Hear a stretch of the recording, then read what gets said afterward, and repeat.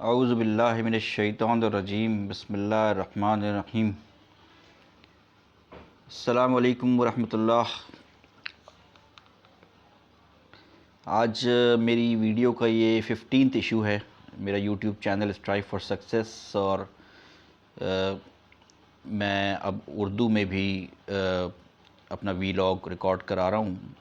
پچھلی I think 14 videos میری جو ہے وہ انگلش ورژن میں تھیں، اور یہ جو ہے 15th ویڈیو اب میں اردو میں کر رہا ہوں۔ تو welcome to you all, and آج کا جو ٹاپک میں نے چوز کیا ہے، میں پڑھ رہا تھا سورہ کہف کی ورسز آیت نمبر 32 سے لے کے 42، 32 سے لے کے 42 تک، آیات 32 سے 42 سورہ کہف، اور اس میں ایک ذکر ہے شرک کی ایک قسم کا، جس کو ڈاکٹر اسرار صاحب کو میں سن رہا تھا ان کا درس، تو اس میں مٹیریلزم، مادہ پرستی کا شرک کا ایک کانسیپٹ مجھے ملا ان کی تقریر سے، ان کے درس سے، تو وہ میں نے سوچا کہ آپ لوگوں تک میں کنوے کروں۔ تو یہ تقریباً 10-11 آیات ہیں سورہ کہف کی۔ قرآن کی آیات میں نے یہاں ریپروڈیوس نہیں کی ہیں، ورنہ ویڈیو بہت لیندی ہو جاتی۔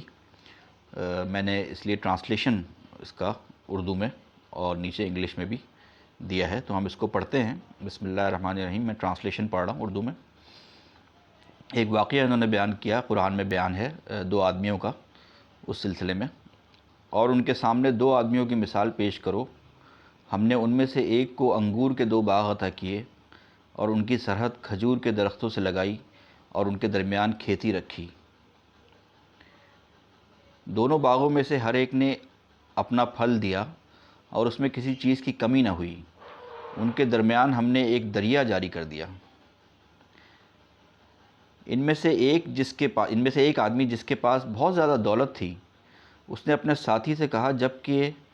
اس نے اس سے جھگڑا کیا، کہ میرے پاس تم سے زیادہ مال ہے، اور تم سے زیادہ آدمی کی طاقت بھی ہے۔ اس سے مراد اولاد بھی ہو سکتی ہے کہ میرے پاس تم سے زیادہ اولاد بھی ہے اور مال بھی تم سے زیادہ ہے، وہ دوسرے آدمی کو کہہ رہا ہے۔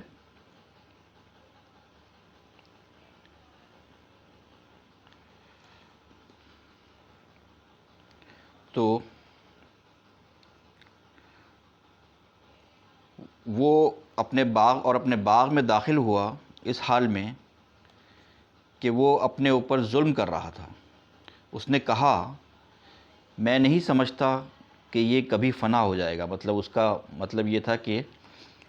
قرآن نے لکھا کہ وہ اپنے اوپر ظلم اس طرح سے کر رہا تھا کہ اس نے غرور کیا، اور اس نے کہا کہ یہ میری جو نعمتیں، یہ میرے پاس جو دولت ہے، جو باغ ہے، وہ کبھی فنا نہیں ہوگا، یہ تو ہمیشہ رہے گا، اس میں سارا انتظام میں نے کیا ہوا ہے، اور مجھے نہیں لگتا کہ قیامت بھی برپا ہوگی، اور اگر مجھے اپنے رب کے پاس واپس بھی لایا جائے تو میں اس سے بہتر واپسی میں ضرور پاؤں گا۔ مطلب اس نے قیامت کا بھی ایک طرح سے انکار کر دیا، اپنے مال و دولت میں اتنا وہ گم ہو گیا تھا کہ اس نے قیامت کو بھی ایک طرح سے جھٹلا دیا، اور اس نے کہا کہ اگر مجھے ایون رب کے پاس لے جایا بھی گیا، اور میں مر کے ان کے پاس گیا بھی اپنے رب کے پاس، تو بھی مجھے اس سے زیادہ ہی دے گا، کیونکہ میں اس کے پسندیدہ بندوں میں ہوں، اس لیے تو مجھے دیا ہوا ہے دنیا میں اس نے اتنی ساری دولت، دوسروں کو کیوں نہیں دی ہوئی وہ دولت؟ تو اس کا مطلب میں اس کے فیورٹس میں سے ہوں، اور وہ مجھے زیادہ دے گا۔ مزید آگے ہے کہ اس کے ساتھی نے اس سے گفتگو کرتے ہوئے کہا، اب اس کا ساتھی جواب دے رہا ہے کہ اس کے ساتھی نے اس سے گفتگو کرتے ہوئے کہا کہ کیا تو نے اس کے ساتھ کفر کیا جس نے تجھے مٹی سے اور پھر ایک قطرے سے پیدا کیا؟ مطلب اللہ تعالیٰ کے ساتھ تو نے کفر کیا اور پھر تجھے ایک آدمی بنایا۔ لیکن میرے لیے تو وہی اللہ ہے میرا رب، اور میں اپنے رب کے ساتھ کسی کو شریک نہیں کرتا۔ اور وہ دوسرا آدمی، جو پہلا آدمی جو بات کر رہا تھا اس سے، وہ کہہ رہا ہے کہ میں تو اپنے رب کے ساتھ شریک نہیں کرتا۔ اس کے پاس مال و دولت کم تھا، لیکن اس کے پاس اس کو اللہ کی معرفت حاصل تھی، اور وہ اس کو سمجھا رہا ہے، میرا رب اور میں اپنے رب کے ساتھ کسی کو شریک نہیں کرتا۔ اور اپنے باغ میں داخل ہوتے وقت یہ کیوں نہیں کہا کہ جو اللہ نے چاہا ہو، اللہ کے سوا کوئی جو اللہ نے چاہا ہوا، اللہ کے سوا کوئی طاقت نہیں، حالانکہ تم مجھے مال اور اولاد میں اپنے سے کم دیکھتے ہو سکتا ہے کہ میرا رب مجھے تیرے باغ سے بہتر عطا کرے گا اور اس پر آسمان سے کوئی آفت بھیجے گا، اس باغ پر کوئی آسمان سے کوئی آفت بھیج دے، تیرے اس غرور کی وجہ سے اللہ تعالیٰ کوئی آفت بھیج دے اور وہ ہموار زمین بن جائے گی، وہ باغ سب چٹیل میدان بن جائے گا اور اس کا پانی زمین میں دھس جائے گا، تو تم ہرگز نہیں تلاش کر سکو گے اسے۔ اس نے اس کو سمجھانے کے اس میں کہا کہ تو شکر کیوں نہیں کرتے، یہ جو نعمتیں اللہ تعالیٰ نے دی ہیں اس پہ غرور کیوں کر رہے ہو اور اس پہ شکر کیوں نہیں کرتے اللہ تعالیٰ کا۔ پھر آخر میں یہ بتایا قرآن میں کہ اس آدمی کا جو مال ہے وہ برباد ہو گیا، تو اس نے اس پر جو کچھ خرچ کیا اور اس کا باغ اس کی چھتوں پر گرا ہوا تھا، مطلب پلٹ دیا گیا باغ، اور وہ گھبرا کر ہاتھ ملنے لگا، ہاتھ ملنے لگا، افسوس کرنے لگا اور کہنے لگا اے کاش میں نے اپنے رب کے ساتھ کسی کو شریک نہ بنایا ہوتا، شریک نہ بنایا ہوتا۔ یہاں پہ شریک کا ورڈ آیا ہے اور اوپر بھی آئی تھنک ایک جگہ آیا ہے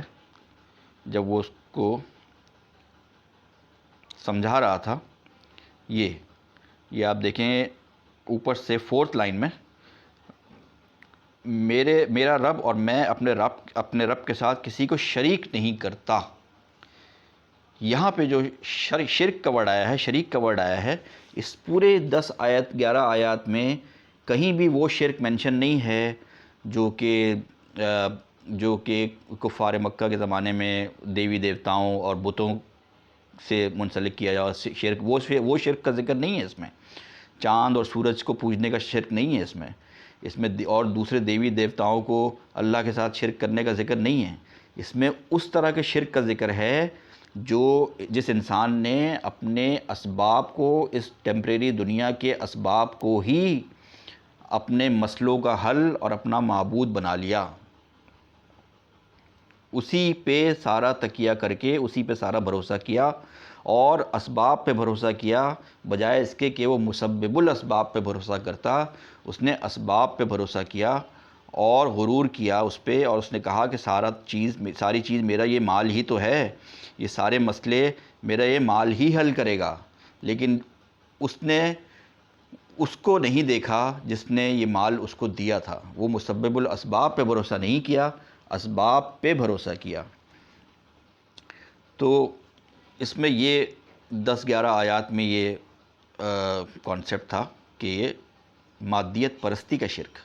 جو کہ آج کل ہم دیکھتے ہیں، خیر ہر زمانے میں ہی ہوگا، لیکن آج کل بہت زیادہ دیکھنے کو ملتا ہے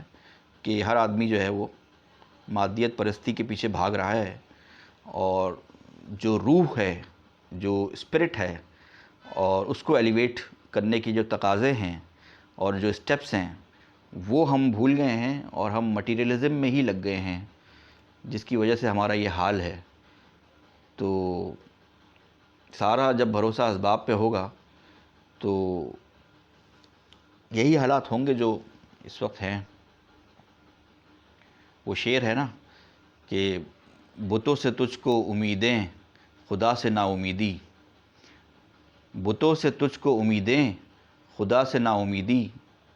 مجھے بتا تو صحیح اور کافری کیا ہے، تیرا دل تو ہے صنم آشنا، تجھے کیا ملے گا نماز میں۔ Thank you very much. آج کے لیے یہی لیکچر تھا، میرا چھوٹا میسج تھا۔ جزاک اللہ، اللہ حافظ۔